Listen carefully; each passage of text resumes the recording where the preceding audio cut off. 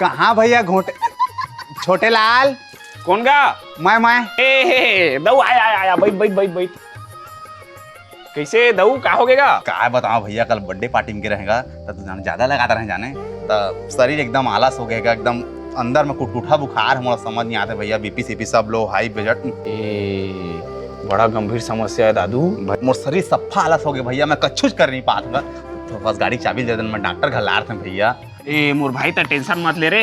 हाजी काय जी ओ जावा तो कुड़िया में हवा दे दहा। राहा जी दो तो रुका था देत हो। रा 2 मिनट रुक दे। हाँ भैया, हाँ का थोड़ा तबीयत खराब लग जाने, भौजी के बाद में हाथ नहीं बनेगा, फिर बुखार उखार मस्ती का में चढ़ जी तो उल्टा बिलासपुर रायपुर करे लग जी भैया।